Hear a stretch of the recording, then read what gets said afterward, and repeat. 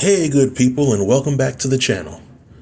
Now I know that I'm one of many people who've literally watched every single episode of Law & Order SVU. And I've also seen every episode of the new show Law & Order Organized Crime. For nearly 25 years, Olivia Benson has been working in Manhattan SVU, and she's definitely the star of the show.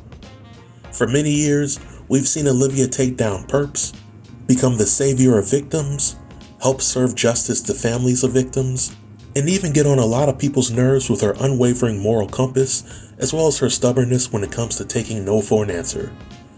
And through all of her adventures, and after watching the last few seasons, I have one question. When is Olivia going to sit her hind parts down somewhere? Now don't get me wrong, I don't think that Olivia needs to completely retire from Manhattan SVU, but at the very least, she needs to have a seat and reflect on her younger days where she thrived while working in the field. You all remember the days when she and her fellow detectives could chase down suspects and it would be somewhat believable? Olivia is now a captain with 4 detectives under her belt, and she still feels the need to be very hands-on and micromanage her team. Now I could completely understand Olivia's motivations if she had a career in policing that was uneventful and overwhelmingly positive, but Olivia has experienced some severe traumas over the years while working on the job. Olivia has been shot once, she's been kidnapped several times, she's nearly had her goodies taken several times, and she's been held hostage multiple times. Olivia has seen scores of people get sent to the upper room, and Olivia has indirectly and unintentionally caused the deaths of children and adults on the show. Any person that has been through a slither of what Olivia's been through would have changed careers, retired, or taken a step back from being in harm's way on a regular basis. But not Olivia. And Olivia has a son that needs her love and care, but she still wants to be a thrill seeker instead of working smarter and not harder. But of course, if I'm going to talk about Law & Order characters that need to take a seat, then Stabler is another character that needs to take a seat, if not stay gone from policing altogether. Let's keep it real. Working in law enforcement nearly destroyed Stabler's marriage, his relationship with his kids, and he's knocked on death's door more times than any other character in Law & Order history. And this was all before he left SVU. When he came to organized crime, I thought the show would feature a Stabler that was more tactical and utilized more finesse. And to some extent it did, because Stabler is no longer putting suspects in chokeholds to get information. But Stabler is way too old to be going undercover and risking his life in this stage of his career.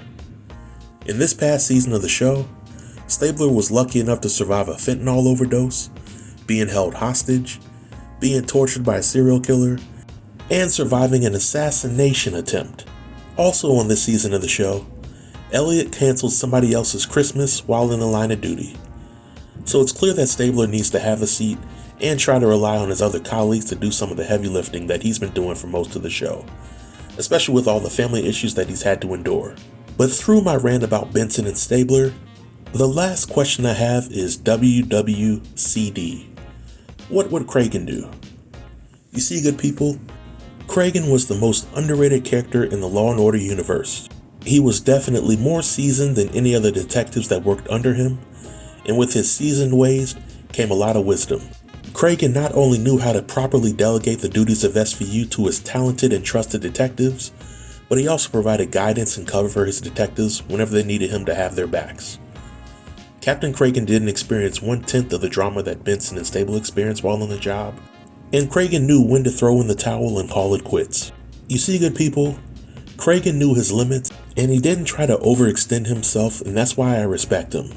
I do wish that Benson would eventually transition into a behind-the-scenes captain like Cragen, and I think that Olivia being hands-off could actually work for SVU. Another crime drama that I watch from time to time is Blue Bloods, and Tom Selleck is the star of the show. Tom Selleck plays Commissioner Frank Reagan of the NYPD, and even though most of his scenes feature him behind a desk or in some meeting, fans of the show still tune in to watch him because the story is still captivating and the supporting characters have enough going on to keep viewers engaged. And since we're on the topic of SVU and character development, one thing that I miss about the older seasons of Law & Order SVU were the opportunities to get to know the other characters outside of Benson and Stabler.